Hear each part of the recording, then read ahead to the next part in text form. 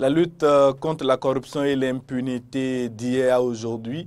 Nous allons en parler dans ce numéro de Fer croisé qui reçoit pour vous deux habitués du plateau de Matin d'Éden. D'abord, Zéphirin Aouga, qui est un activiste des réseaux sociaux, qui est un connaisseur de la vie politique béninoise et qui s'exprime régulièrement sur les sujets d'actualité. Zéphirin Aouga, bonjour. Bonjour, monsieur le journaliste. Merci pour l'invitation. Je salue tous les téléspectateurs d'Eden TV et de Radio Diaspora. Merci à vous donc d'accepter à nouveau de faire le débat avec nous. Vous étiez déjà avec nous il y a quelques jours seulement sur ce plateau pour en parler. Et nous avons déjà abordé ce sujet-là. Mais nous allons aller dans les détails aujourd'hui. En face de vous, Cyriac Dekenou, qui est directeur de publication, c'est bien ça, du journal Émergence Info. Oui, bonjour monsieur le journaliste. Bonjour mesdames et messieurs les téléspectateurs de Eden TV, les auditeurs de Diaspora FM. Merci donc à vous d'accepter de nous rejoindre. La lutte contre la corruption et l'impunité, c'est deux choses différentes. Déjà, j'aimerais bien savoir quelle différence vous faites entre la corruption et l'impunité qui font partie donc des chevaux de bataille du président Patrice Talon aujourd'hui. La corruption, c'est tout comportement qui ne suit pas les règles prescrites, toute tentative de mal gérer les ressources publiques ou toute tentative d'aller demander des services pour lesquels on n'a pas droit, ou bien de manière frauduleuse, et d'amener les gens à vous faire les donner des passe-droits, tout ça là. C'est voilà des comportements. Donc, quand il s'agit de la gestion des ressources publiques et qu'on distrait les sous, ou bien on va se faire sous le couvert de l'argent, d'appâter les gens pour avoir des faveurs, tout ça là, c'est la corruption. Maintenant, l'impunité, c'est le fait qu'il n'y a pas de sanctions lorsqu'on découvre, puisque quand ça se passe souvent, on ne découvre pas tout de suite, mais il arrive après qu'on constate qu'il y a une mauvaise gestion des ressources, il y a beaucoup de choses qui se font, qui ne sont pas dans les règles de l'art et tout, et qu'il faudra sanctionner. Et lorsqu'on ressent ces cas-là, parfois, ça dépend de la posture des gens, ça dépend de la position, du niveau des gens, de ceux-là qu'on a indexés. Et souvent, compte tenu des relations, de la position sociale de certains cadres, bon, les sanctions ne suivent pas. Et les gens ferment les yeux. Et je crois que si nous rentrons dans l'histoire, il y a eu beaucoup d'audits, beaucoup de commissions qui ont été créées pour lutter contre ces choses-là, mais dès lors qu'on les a créées pour des considérations politiques et tout, on n'arrive pas à aller jusqu'au bout. Et ça devient un peu la norme depuis un peu, disons, après 72, depuis après 72, si on doit aller dans l'histoire et parler un peu de notre pays, on va commencer déjà par cette affaire COVAX. C'est au temps de Mathieu Kérékou, paix à son âme. Et il y avait quelqu'un de très célèbre qui était au ministère des Finances en ce moment, qui était inspecteur des finances en ce moment, M. Nicéphore Soglo, en ce moment, qui a fait un rapport sur cette affaire-là, où des autorités étaient impliquées. Et c'est ça qui a fait partie même, maître Adrien Ouéji, tout ça là, d'autres de certaines personnes qui étaient un peu impliquées, les Bernard Bornand Bertin, tout ça là, paix à son âme, il ne vit plus. Tous ceux-là sont partis à cause de ces affaires-là. Mais on n'a jamais connu la suite de cela. Il y a des autres personnalités étaient impliquées, mais on n'a jamais connu la suite de cela, simplement parce que bon, c'est devenu, on a cherché à étouffer cela par la politique, par plein de choses. Après ça, il y a eu, à partir de 90, là, après la conférence, monsieur, son Excellence Nicéphore Soglo, même déjà Premier ministre, disait qu'il allait faire rendre gorge aux gens. Et puis, il a fait la transition, puis après, il a été élu président. Il a créé la commission Amoussou Papa. On a fait plein d'audits. On fait des audits, plein de choses, des choses impossibles que le commun des mortels, vous et nous, des gens simples comme moi, et quand on entend que l'administration c'est aussi sucré comme ça, que les gens faisaient plein de choses, et on peut soutirer l'argent de l'État comme on veut, faire tout ce qu'on veut, mais quand on a cité plein de choses, bon, il n'y a pas eu de suite. La suite il n'y a pas eu de suite. C'est cela. Ainsi de suite, l'impunité. Mathieu Kérékou, quand le général Kérékou est arrivé, on a eu les sacs de silicone ou de sucre. Les mêmes choses, le même comportement. On a fait d'audit, on a vu plein de choses. On a créé la commission, pas la commission, la cellule de la moralisation de la vie publique dirigée par Madame Adjaye Sika. Ça n'a rien donné. Donc les procureurs politiques, quand on publie, on fait les audits, on dit qu'il ne faut pas les publier, il ne faut pas poursuivre, il ne faut pas sanctionner. Donc le lit de l'impunité, c'est là. Et nous avons compris, avec l'histoire, que ça a toujours été comme ça, que les audits, on fait les audits, mais les sanctions ne suivent pas. Et on ne peut pas indexer un camp. C'est devenu un peu la norme des intellectuels, des politiciens, de ceux qui nous dirigent, des gouvernants. Et le peuple a compris que, au fait, les loups ne se mangent pas entre eux, ils se protègent. D'où quelques-uns ont commencé par dire, mais il y a impunité, donc il faut lutter contre l'impunité. Et c'est maintenant, nous sommes rentrés dans l'ère de la lutte contre l'impunité. Et Dieu merci, on a pu voter la loi sur les crimes économiques, les infractions connaissent tout ça là depuis un certain temps. On va en parler. Voilà. On va en parler en détail avec vous et avec Cyriaque Dekeno. Cyriaque, vous avez entendu Zéphirine Aouga qui dressait donc déjà pratiquement un bilan de la corruption et de la lutte contre cette corruption et surtout la pratique de l'impunité au Bénin. Quel regard portez-vous donc sur cette lutte contre la corruption, je dirais, depuis les temps historiques, depuis la naissance de notre pays? Nous sommes au 58e anniversaire, les premiers jours du Nouvel An béninois que nous avons célébré il y a quelques jours. Et voilà, la lutte contre la corruption et l'impunité font partie des éléments essentiels que le chef d'État a déclinés dans son discours. Quel regard portez-vous déjà sur l'histoire de la corruption et de l'impunité au Bénin? Bon, d'abord, je vous remercie. Je crois que ce qui pose beaucoup plus de problèmes ici au Bénin, ce n'est pas la corruption, mais c'est la lutte contre l'impunité.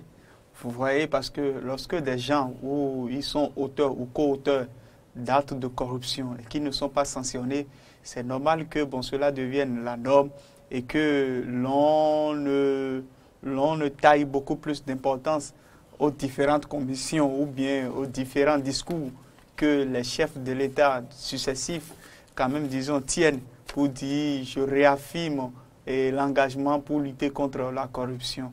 Vous savez, la corruption, c'est un acte vraiment vicieux et qui avilit aujourd'hui le développement de notre nation. Et pour la petite anecdote, c'est lorsque l'équipe française remportait la Coupe du Monde que les Africains disaient que c'est l'Afrique qui a remporté la Coupe du Monde, mais à une Française de rétorquer en disant « mettez les mêmes joueurs et portez-les des maillots africains ». D'abord, on aurait détourné les fonds destinés à l'organisation. Le médecin serait peut-être, disons, le proche de ci, et la nourriture serait... Vous voyez, donc c'est pour dire quoi? C'est pour dire que le développement de notre nation a été toujours freiné par, quand même, disons, les actes de corruption qui n'avantagent en rien le développement de notre nation. On a connu beaucoup d'affaires, par exemple, une affaire de corruption dans laquelle une autorité venait et disait bateau au Tchoukan. Vous imaginez qu'un cargo qu'on a raisonné au niveau du port de Cotonou, que ce cargo-là disparaisse d'un seul coup. Et puis une autorité du pays venait à la télévision pour dire que bateau au Tchoukan, oui. Ouais, donc, pour ceux qui ne comprennent pas la langue, nous avons des téléspectateurs. C'est pour dire quoi? C'est pour dire que la corde qui permettait d'arraisonner l'encre, le bateau au quai, que bon, la corde là s'est détachée. Donc, les amarres, oui, amarres se sont rompus. Et puis bon, le bateau s'en est allé. Et ce bateau-là était un bateau qui avait commis des infractions au droit maritime et avait été arraisonné par le Bénin et conduit au port de Cotonou. Exactement. Après ça également aussi, et pas plus tard qu'en 2014, je crois, en ce qui concerne l'affaire PPA 2, où le principal mis en cause venait à la télévision et disait ceci: vous pensez qu'on peut voler l'argent du plan comme ça? Et puis la suite, on connaît. C'est pour dire quoi? On a aussi connu les affaires ICC Services, les affaires Sensad et bien d'autres dossiers dans lesquels il y a quand même, disons, des gens très très bien placés. On a aussi connu les affaires machines agricoles, où jusqu'à ce jour, des personnes qui sont impliquées ne sont pas inquiétées. Même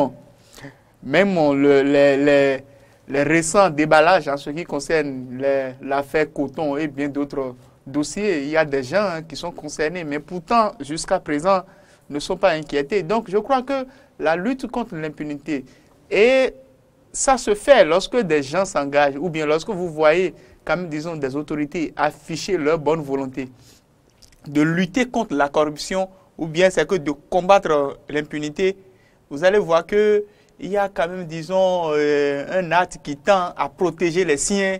Et c'est surtout ça, ce qui ne favorise pas la lutte contre l'impunité à long terme, dans la mesure où, lorsqu'il y a par exemple des auteurs ou des co-auteurs qui sont vraiment impliqués dans le dossier et qui sont peut-être, disons, des proches de celui qui gouverne, à force de vouloir quand même aller loin dans un dossier pareil, ils risquent de sacrifier les siens. Ce qui fait qu'on note quand même, disons, une volonté affichée. On fait un pas en avant, mais après 2 pas en arrière, et puis on recule, le dossier est classé.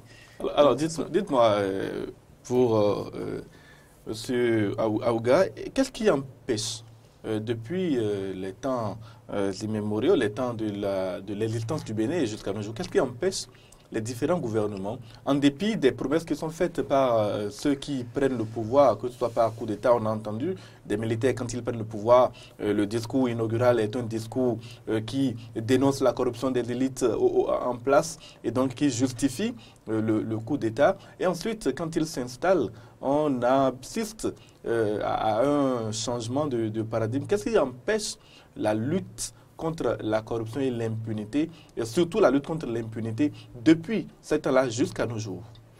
À mon avis, c'est un manque de...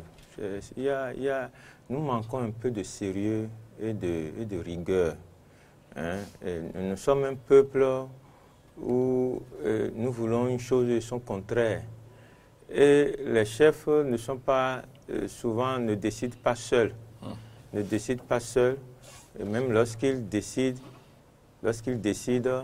ils ont l'influence de l'entourage, ils ont l'influence de la famille, ils ont l'influence même des lobbies. Et ce qui fait que ça dépend de votre origine. Hein. Si vous commettez quelque chose et qu'on peut vous protéger, on vous protège. Ça dépend de quel camp vous êtes. Et ça a fonctionné toujours comme ça. Ça a fonctionné toujours comme ça. C'est triste, hein? C'est triste. Nous devons véritablement mettre la loi au centre de notre vie commune, de notre vie sociale. La loi doit être privilégiée et pouvoir mettre les citoyens au même niveau. Mais nous n'avons jamais réussi à faire ça. Mais n'oublions que nous sommes des êtres humains et que même ailleurs aussi, il y a encore des tas. Hein, mais comme nous parlons de notre pays, je crois que mieux vaut rester et mieux vaut parler de nous-mêmes et oublier les autres. Donc il y a ce fait-là. Maintenant,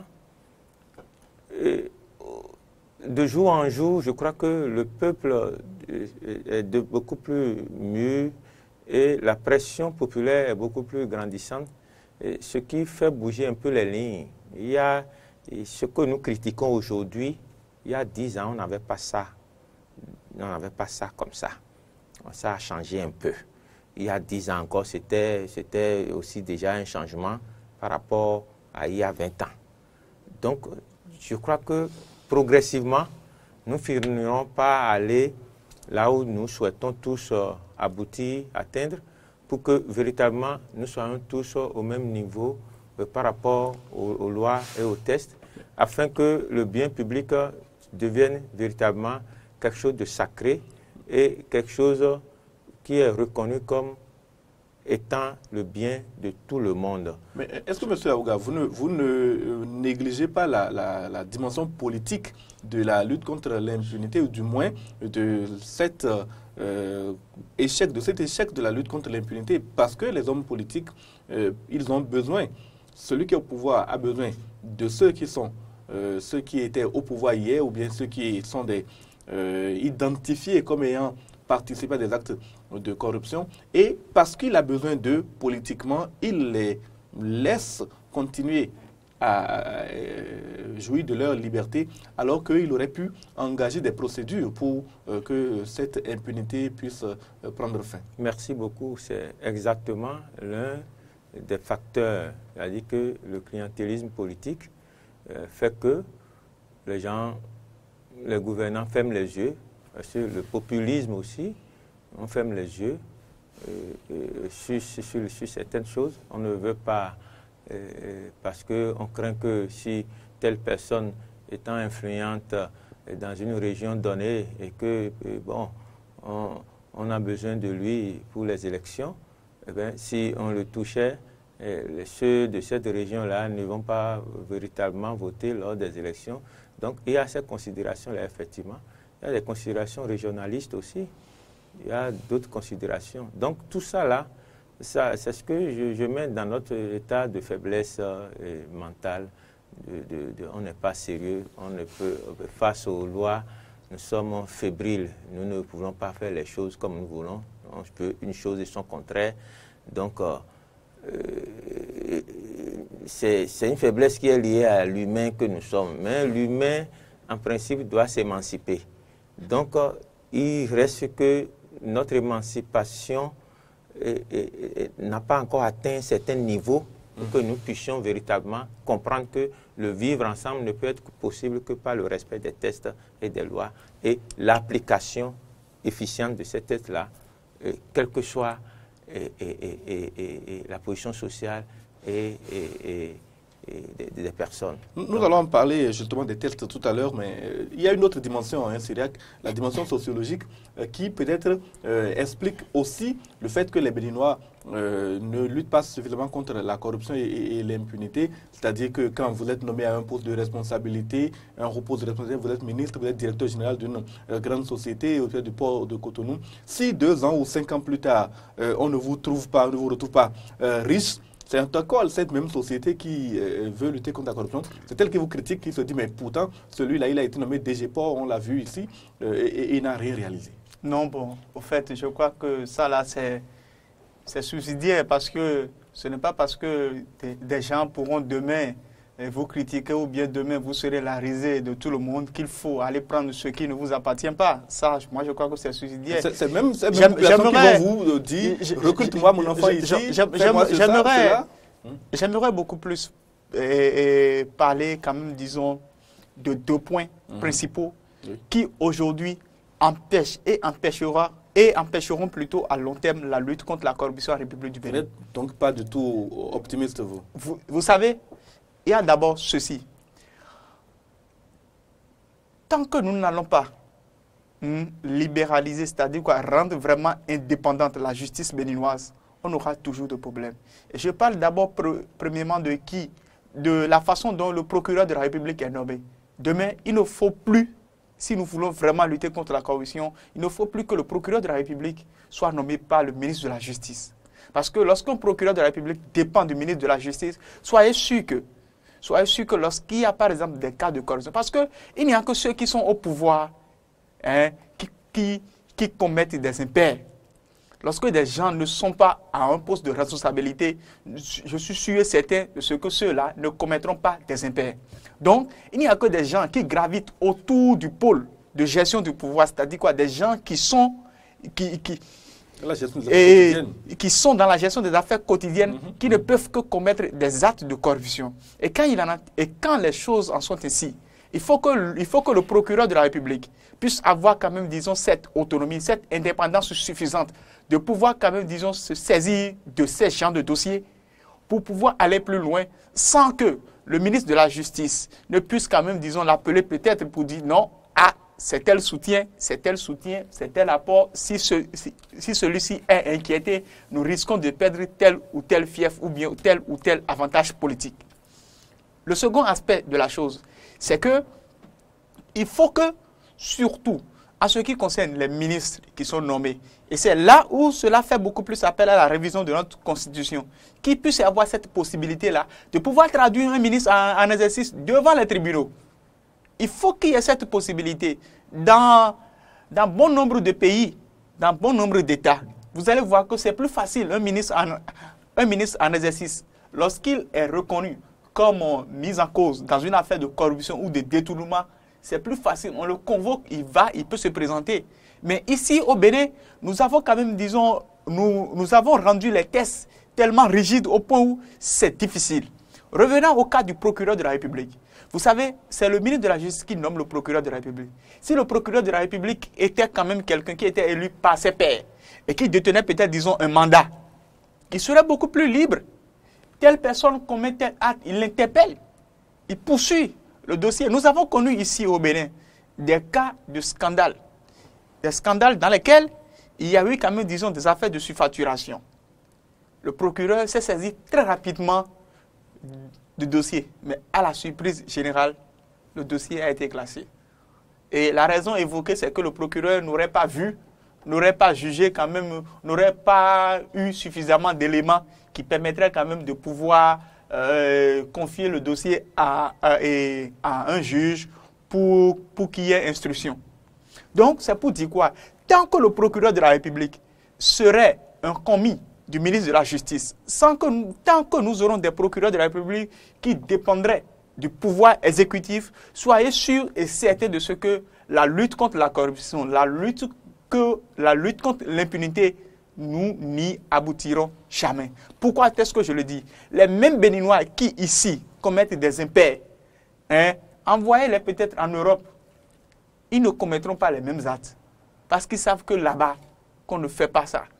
Vous voyez? Donc, c'est pour dire que ce n'est pas beaucoup plus des problèmes sociologiques. La preuve, ce sont pour la plupart des Béninois qui sont restés en Europe ou bien dans des pays de l'Occident et qui ont étudié et qui savent que là-bas, qu'on ne prend pas 5 francs de quelqu'un.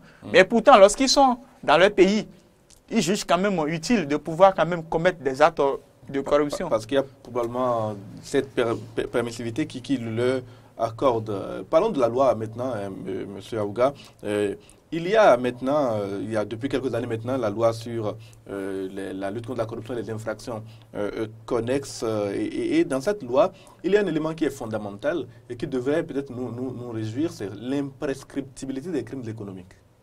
Tout à fait, tout à fait. Et avant de parler de cette loi, permettez-moi d'ajouter quelque chose à ce que le directeur du journal Émergence Info. Émergence Info vient de dire. Syriac, oui. M. Syriac, c'est que les pays que nous citons en exemple, vous prenez, je vais commencer par les États-Unis, ce n'est pas les pairs qui nomment les procureurs. C'est même le chef de l'État nomme les procureurs aux États-Unis. Le chef de l'État nomme le procureur général, le chef de l'État, M. Trump, il nomme. En France, c'est tout souvent le ministre de la Justice qui nomme. Donc, le fait de nommer, et vous avez dit que dans ces pays, les choses se font bien, et quand on envoie les Béninois là-bas, ils savent que... Donc, ce n'est pas un problème de nomination en tant que tel. Et M. Baguidi, tantôt, essayait de relancer le débat en parlant de la sociologie. Il y a aussi la sociologie, aussi. Il ne faut pas nier ça. Que nous pensons que nous ne sommes pas trop responsables. Nous pensons que, bon, il faut voir nos comportements. Même nous qui sommes ici, nous allons quelque part où on fait une ligne, on fait une file. Et le premier, les gens doivent se servir en ligne. Est-ce que instinctivement, nous avons l'habitude de respecter la ligne? On fait comme ça, on voit si on connaît quelqu'un là-bas et puis on dit, bon, tu sais. Et puis, les autres sont là. Il peut y avoir des vieilles personnes, il peut y avoir n'importe qui. Les autres sont là, bon, non, tout en cravate, on les dépasse et puis on va se faire servir. Mais moi, à Paris, j'ai voulu faire ça à Paris, mais on m'a remis à ma place.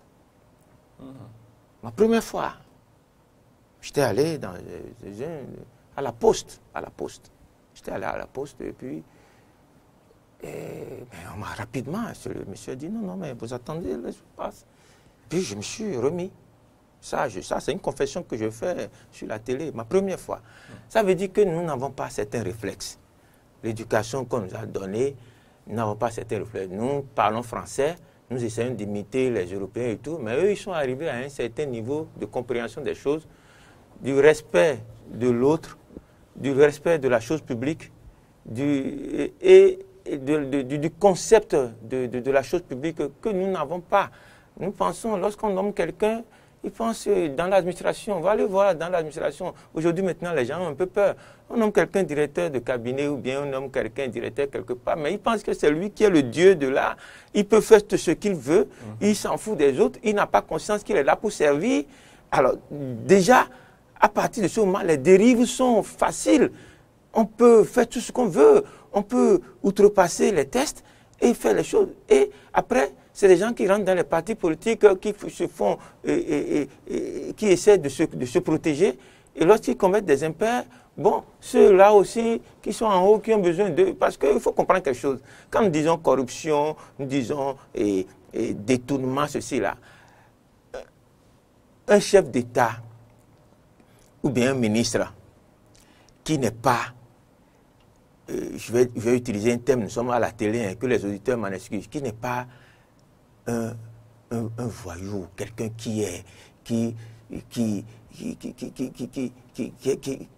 bon, je ne sais pas comment je vais dire, tu ne peux pas détourner. Un gangster. Tu ne peux pas détourner.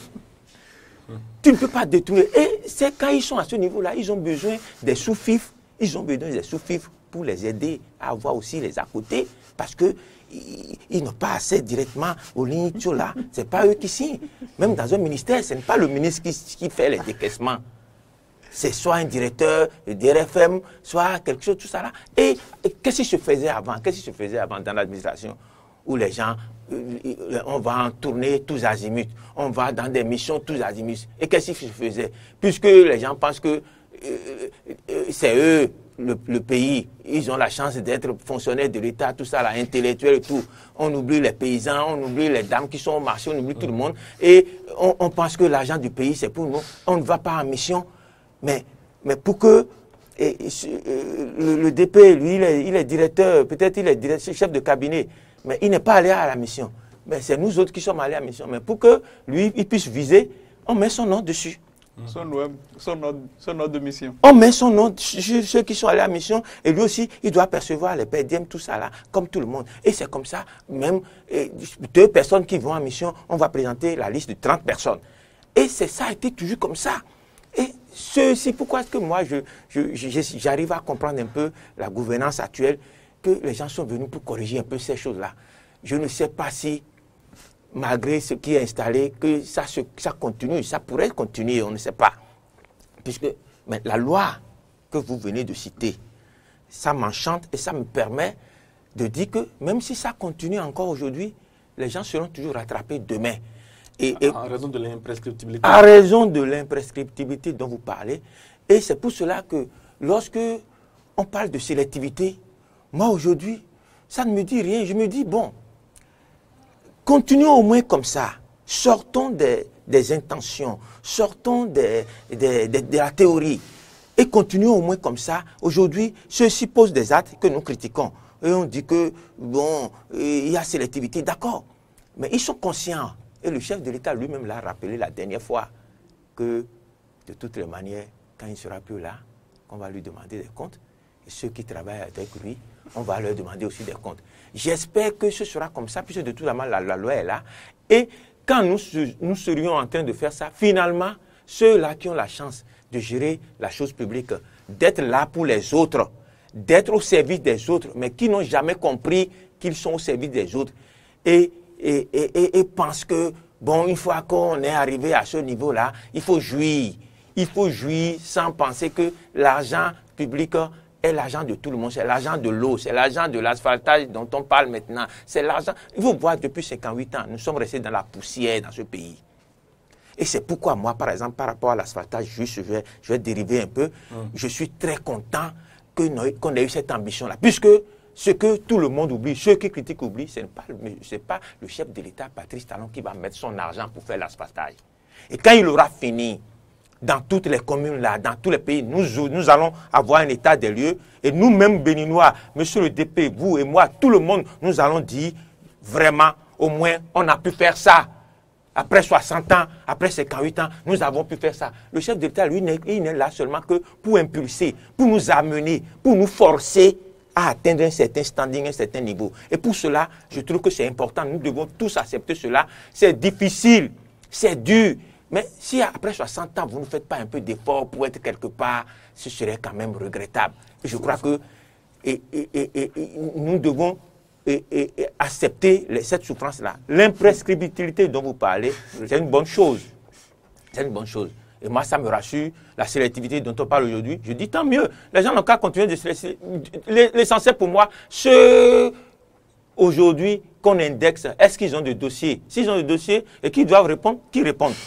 Les autres qu'on a l'impression qu'on est en train de protéger, de toutes les manières, ils seront rattrapés. Et le chef de l'État lui-même a répété cela, que quand il ne sera pas là, puisque il y aura donc tout à fait. Le retour de manivelle. Justement, dans le cadre de cette lutte contre la corruption et les infractions connexes, il y a désormais une cour de répression des infractions économiques qui vient d'être créée justement mise en place par le ministre donc, de la Justice. Et cette cour de répression des infractions économiques, est-ce qu'elle vous rassure? Est-ce qu'elle vous paraît comme un élément important de cette lutte contre la corruption et l'impunité que le gouvernement Talon est en train de mener depuis son installation? D'abord, je prenais vraiment du plaisir à écouter mon vis-à-vis M. Aouga, qui parlait du gangstérisme. Je crois que je ne suis pas totalement de son avis par rapport à cette sélectivité parce que vous savez, si nous ne commençons pas quelque part et que nous ne commençons pas déjà par dire il faut que celui qui est président de la République, il faut que celui qui, quand même, disons, est chargé de pouvoir sortir les dossiers, soit capable d'interpeller les gens un peu partout, même autour de lui. Je crois que nous allons tout droit dans le décor. Pourquoi? Parce que l'expression qui revient à dire, même si moi je ne les interpellais pas, quelqu'un d'autre viendra un jour, on va les interpeller, mais c'est parler sans oublier ce qu'incarne l'homme politique béninois. L'homme politique béninois, nous avons aujourd'hui au sein de notre classe politique des éternels mouvanciers, par exemple. On a des éternels mouvanciers, des gens qui aujourd'hui, je parle comme ça, des gens qui par exemple étaient mouvanciers au temps de l'ancien président Bouni-Yahi, mais qui aujourd'hui qui en son temps ont combattu Patrice Talon, mais une fois au pouvoir sont devenus encore des mouvanciers bien plus chauds que ceux qui ont ramené Patrice Talon au pouvoir. Selon vous que au pouvoir. Ce qui signifie, oui, ce qui voudrait tout simplement dire quoi? Ce qui voudrait tout simplement dire que si nous allons continuer comme ça, il y a quand même, disons, des gens qu'on doit quand même interpeller aujourd'hui dans un certain nombre de dossiers, mais qu'on n'a pas encore interpellé jusque-là.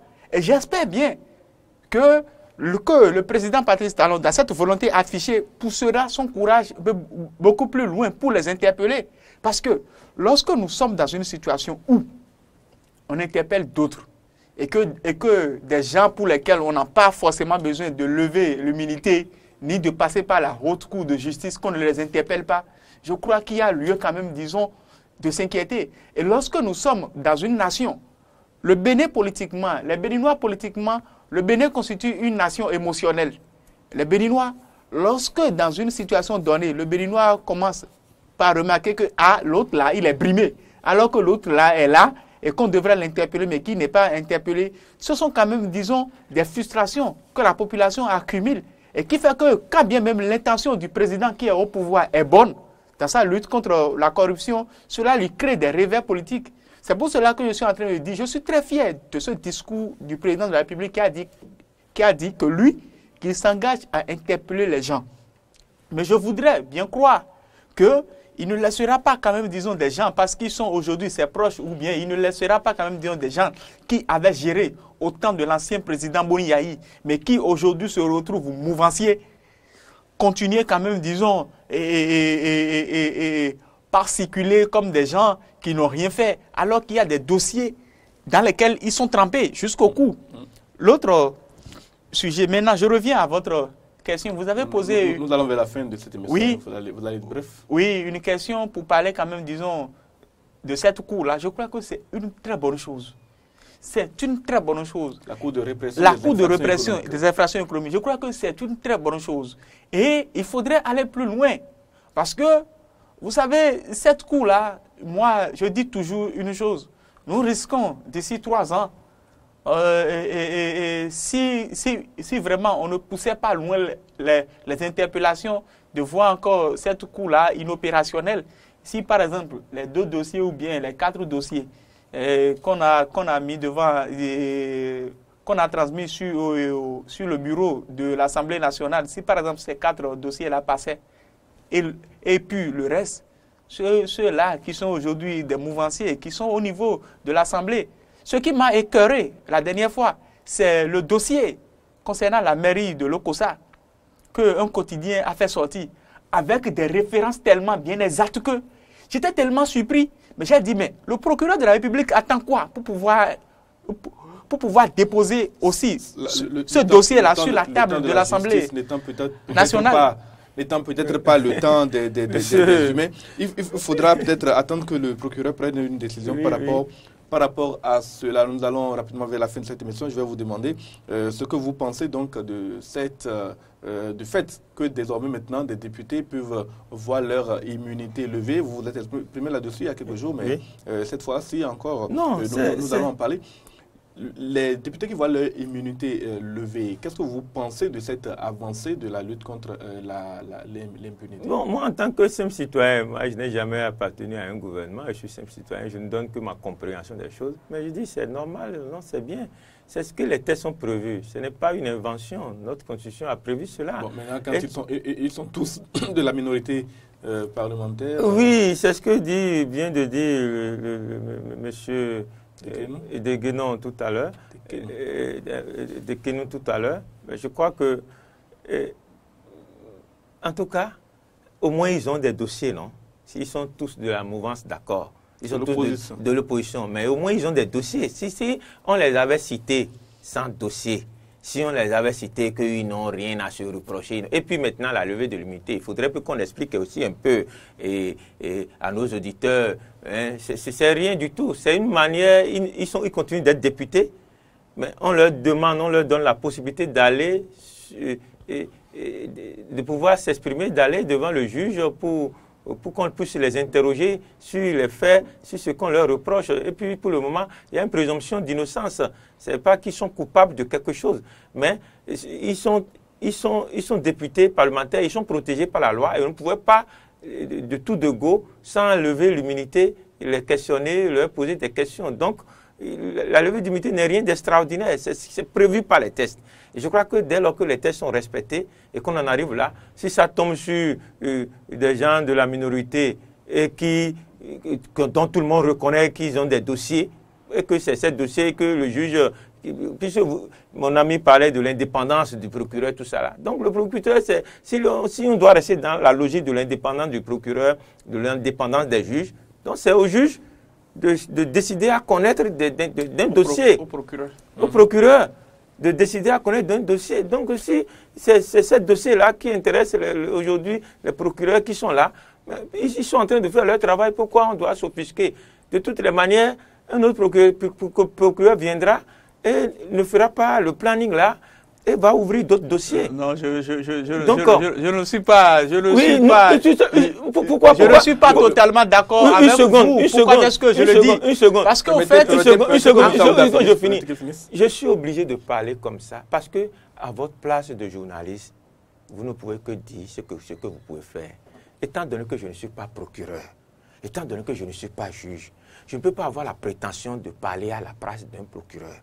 Et je dis si les dossiers qui sont ouverts aujourd'hui, c'est parce que c'est possible. Et si on parle de l'indépendance de la justice, de l'indépendance des procureurs, on suppose que c'est le procureur qui a décidé de connaître de ces dossiers-là. Et les dossiers existent. Donc, il n'y a pas de souci.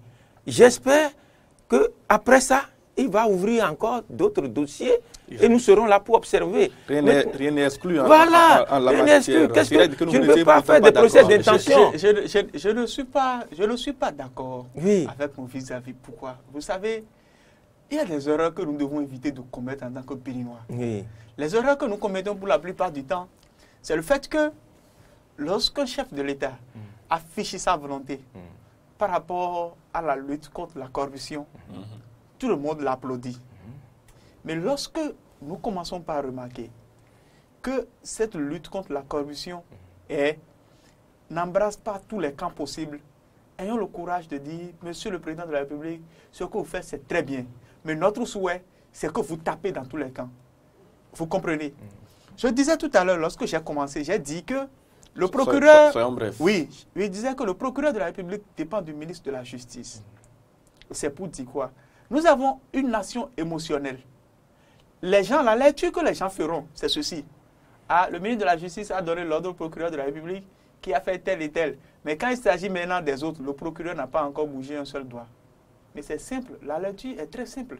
C'est pour dire quoi? Si nous voulons aujourd'hui rendre service à ce président de la République que nous avons aujourd'hui, qui a au moins le courage de prendre à bras le corps certains dossiers pour vraiment lutter contre la corruption, c'est d'avoir la capacité de dire, ah, on vient de bien commencer, mais, tapons également aussi dans d'autres camps, pour éviter que les gens perçoivent quand même, disons, cette lutte-là comme une lutte sélective.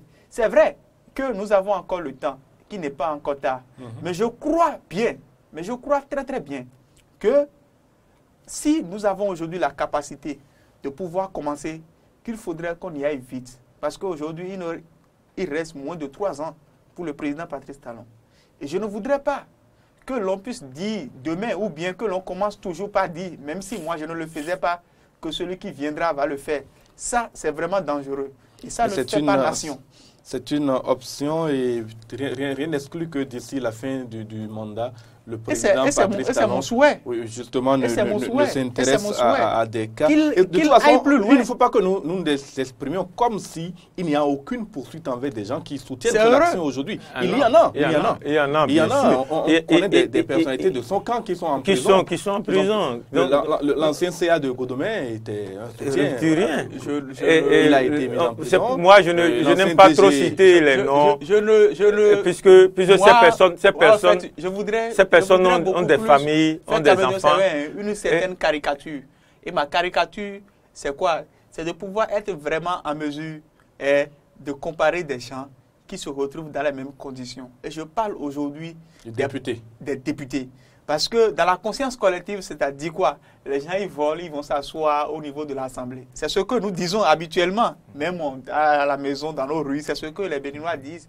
Maintenant, lorsqu'on a commencé aujourd'hui par lutter contre la corruption, il faut que la plupart des dossiers, les dossiers machines agricoles, les dossiers PPEA2, un certain nombre de dossiers, et puis c'est vrai, des dossiers de crimes et autres là, que ces dossiers ressortent. Oui, mais pour que ceux-là soient... Mais c'est très beau. Et c'est l'appel que je suis en train de lancer. C'est très beau de dire ça. C'est l'appel que je suis en train de lancer. Dossier agricole, ça fait combien d'années on en parle? Donc ne pensez pas que c'est le chef de l'État, Patrice Talon, qui est devenu le Zorro, bien Django, comme on voyait. Non, pas ça. Une seconde, vous avez fini de parler. Non, il n'y a plus beaucoup de temps. Donc, ne pensez pas que c'est lui qui viendra tout faire. Si, tel que vous raisonnez là, les autres auraient pu. De ce agricole, quand on a parlé depuis combien d'années, qui a soulevé le doigt dans ce pays? Il y avait un président, non? Il n'y avait pas des procureurs en ce moment-là. Alors, maintenant, ce qui se fait aussi, ce qui se fait aujourd'hui, c'est mieux qu'avant. C'est grave, hein? Qu'est-ce qui est grave? Nous sommes à la fin, malheureusement. Non, c'est grave. Pourquoi? Parce qu'aujourd'hui, malheureusement, laissez-moi finir. Aujourd'hui, malheureusement, on se retrouve. Écoutez très bien. C'est parce que ceux-là, c'est parce que ceux-là qui étaient incriminés étaient de la mouvance que des gens ont eu la mauvaise foi de ne pas traduire ces dossiers devant nous pouvons au moins dire que le mandat de ces chefs d'État est passé et que les poursuites n'ont pas été engagées. Aujourd'hui, les poursuites n'ont jamais été engagées. Donc, n'ayant pas encore pris fin, ça ne se fait pas. Parce que c'est même là. La preuve, on a commencé hier et qui se retrouvent aujourd'hui. Il y a combien de personnes, il y a combien de députés dont on a enlevé les immunités. Il faut que nos téléspectateurs et nos auditeurs puissent vous comprendre. Quand vous vous exprimez, si vous vous exprimez un peu dans ce tohu-bohu, il est impossible pour les auditeurs surtout de savoir ce que vous êtes en train de dire. Ils n'entendront que des éclats de voix qui leur seront totalement inaudibles. Malheureusement, nous arrivons au terme de ce débat. Le fait a été croisé entre Cyriac Dekenou, directeur de publication de Emergence Info, et Zéphirin Aouga, activiste des réseaux sociaux. Tous deux étaient sur ce plateau pour parler de la lutte contre la corruption et l'impunité d'hier à aujourd'hui, notamment par rapport au discours tenu par le chef de l'État qui s'est engagé à intensifier donc cette lutte contre la corruption. Merci, chers invités, d'avoir accepté notre invitation et d'avoir donc animé de façon si brillante ce débat.